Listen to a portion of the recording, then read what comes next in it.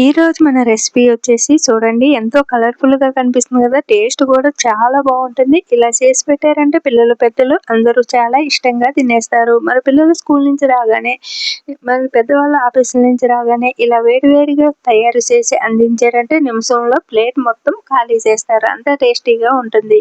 అలాగే మన ఇంటికి ఎవరైనా వచ్చినప్పుడు కూడా ఇలా చేసి పెట్టారంటే వాళ్ళ సంతోషానికి అవధులుండవు. అంత టేస్టీగా ఉంటుంది.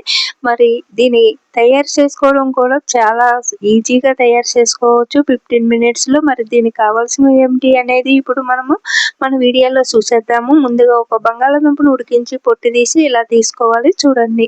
అలాగే ఒక చిన్న క్యారెటు, ఒక స్పూన్ జీలకర్ర, చిన్న అల్లం ముక్క, కొద్దిగా కొత్తిమీరి, ఒక పచ్చిమిర్చి. ఇక్కడ వచ్చేసి మీరు ఎక్కువ కారం తినేవాళ్ళైతే 2 పచ్చిమిర్చి తీసుకోండి. ఇక్కడ నేను ఒకటి తీసుకున్నాను. ఇప్పుడు ఇవన్నీ కూడా మనం మిక్సీ గిన్నెలో ఏసి బరకగా పట్టి ఒక ప్లేట్‌లోకైతే తీసుకుందాము. మీకు చూపిస్తాను మిక్సీ పట్టినాక. ఇలా మిక్సీ బరకగా పట్టుకోవాలి. చూడండి ఈ పొడి పొడిగా ఇలా పట్టుకున్న ఈ మిశ్రమాన్ని ఇలా ప్లేట్‌లోకి తీసేసుకోవాలి. అలాగే ఇప్పుడు కొబ్బరి తురిమేది ఉంటది కదా! దాంతోటి ఇప్పుడు బంగాళాదుంపని అంటే ఆలుగడ్డని ఇలాగా సన్నగా తురుముకుందాము.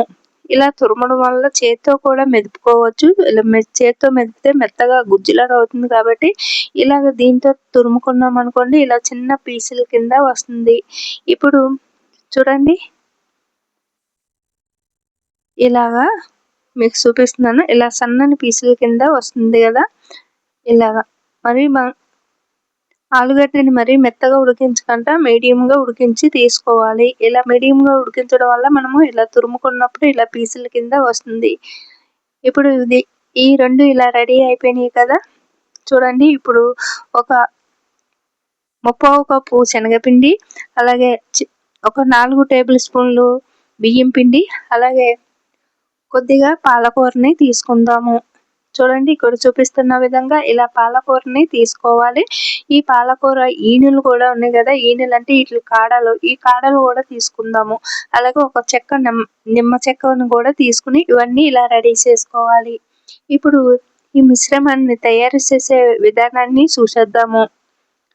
చూడండి ఇప్పుడు ఒక గిన్నెలోకి ఒక బౌల్స్ తీసుకుని దాంట్లోకి శనగపిండిని, అలాగే బియ్యం పిండిని, ఒక అర స్పూను కారాన్ని, పావు స్పూను సాల్ట్‌ని ఏసి ఇలా కలుపుకుని అంతా కలిసేటట్టు కలుపుకుని తగినంత వాటర్ ఏసి జారుగా కలుపుకుందాము. మరీ పలుచగా కాకుండా ఇలా కాస్త చిక్కగా ఇలా కలుపుకోవాలి ఉండలు లేకుండా. ఇప్పుడు ఇది పక్కన పెట్టుకుందాము. ఈ లోపల మనకి ఈ మిశ్రమం నానుతది కదా! ఇప్పుడు దీనికి స్టఫింగ్‌కి కావాల్సినవి చూసేద్దాము. తయారు చేసే విధానాన్ని చూసేద్దాము. ముందుగా మనం కావాల్సినవి చూసాం కదా! ఇప్పుడు తయారు చేసే విధానాన్ని చూసేద్దాం. ముందుగా ఒక కడాయిని తీసుకుని స్టవ్ పై పెట్టి స్టవ్ ఆన్ చేసుకుని 2 టేబుల్ స్పూన్లు నూనె ఏసి ఇప్పుడు పచ్చిమిర్చిని, కొత్తిమీరని మిక్సీ పట్టుకున్నాం కదా! ఈ మిశ్రమం మొత్తం వేసేసి ఇలాగా ఫ్రై చేసుకోవాలి సన్నని మంట మీద. ఇలా చూడండి ఇలా ఫ్రై అయిన తర్వాత మనము సన్నగా తురుముకున్న ఆలుగడ్డ తురుమును కూడా వేసి ఇలాగ అంతా బాగా కలిసేటట్టు కలుపుకుందాము. ఇలా కలుపుకుంటూ ఫ్రై చేసుకోవాలి. అడుగు పట్టకంటని ఇలాగ అంతా బాగా కలిసేటట్టు కలుపుకుంటూ అడుగుకంట కలుపుకోవాలి. ఇప్పుడు దీంట్లోకి ఒక పావు స్పూను సాల్టు, పావు స్పూన్ కారము, చూడండి ధనియాల పౌడరు ఒక పావు స్పూన్ వేసుకోవాలి. ఇలాగ ఇంకా దీంట్లోకి మసాలా ఏమీ వేయలేదు. ధనియాల పౌడరు పావు స్పూన్ వేసానండి. అంతేనండి. అలాగే మీరు ఎక్కువ స్పైసీ తినే వాళ్ళైతే మసాలాను కూడా వేసుకోండి. అలాగే కారము, సాల్ట్ అనేది మీరు తినేదాన్ని బట్టి వేసుకోండి. ఇప్పుడు ఇది మొత్తం కలిసేటట్టు కలుపుకుంటూ సన్నని మంట మీద ఇలా దగ్గరికంట అయ్యేటంత వరకు ఇలా ఫ్రై చేసుకోవాలి. ఇక్కడ చూపిస్తున్న విధంగా చూడండి. మీకు ఈజీగా అర్థమయ్యే విధంగా అయితే నేను చెప్తున్నానని అనుకుంటున్నాను. ఒకవేళ మీకు అర్థం కాకపోతే మన వీడియోలోని కామెంట్ బాక్స్‌లో కామెంట్ చేయండి. ఇలాగా ఈక్వల్‌గా సన్నని మంట మీద ఇలా దగ్గరికంట ఫ్రై చేసుకున్న తర్వాత మనము కలుపుకున్న గరిటె ఉంది కదా! దాంట్లోకి ఇలా నిమ్మ చెక్కని ఇలాగా రసం తీసి ఇలా వేసుకోవాలి. అలాగే ఇలాగ గరిటెలోకి పిండడం వల్ల మనకేమన్నా గింజలుంటే ఈ గరిటెలోకి వచ్చేస్తాయి. మనం గింజలని తీసేసుకోవాలి. గింజలతో పాటు వేసామనుకోండి మనం తినేటప్పుడు గింజలనేది చేదుగా ఉంటాయి. అంటే నిమ్మకాయ సీడ్స్. ఇప్పుడు రసం అంతా వేసి ఈ మిశ్రమం అంతా కలిసేటట్టు కలుపుకోవాలి. ఇలా నిమ్మకాయ వేయడం వల్ల దీనికి టేస్ట్ మరికంత పెరుగుతుంది.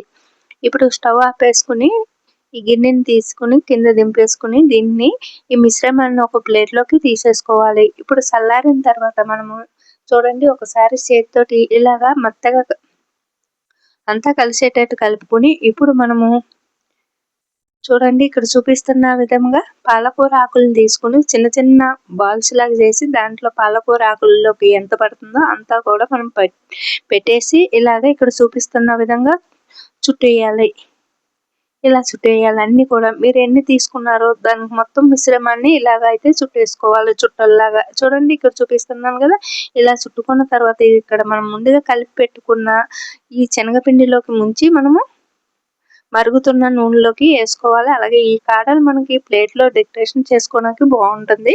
అలాగే ఇప్పుడు డీప్ ఫ్రైకి సరిపడిన నూనె స్టవ్ పై పెట్టుకోవాలి ఇది వేపించుకోవడానికి. చూడండి ఇక్కడ ఒక కడాయి తీసుకుని స్టవ్ పై పెట్టి స్టవ్ ఆన్ చేసుకుని సరిపడా నూనె వేసుకుని నూనె వీటెక్కిన తర్వాత ఇవి ఇలాగా మనం ముందుగా చుట్టుకున్న వీటిని శనగపిండిలో ముంచి ఇలాగా బజ్జీల్లాగా ఇలాగ వేసేసుకోవాలి. మనము ఆలు బొండాలని ఏ విధంగా తయారు చేస్తాము, ఇప్పుడు మనం పాలకూరను చుట్టాము కాబట్టి ఆలు మిశ్రమం పెట్టి ఇది చాలా టేస్టీగా ఉంటుంది.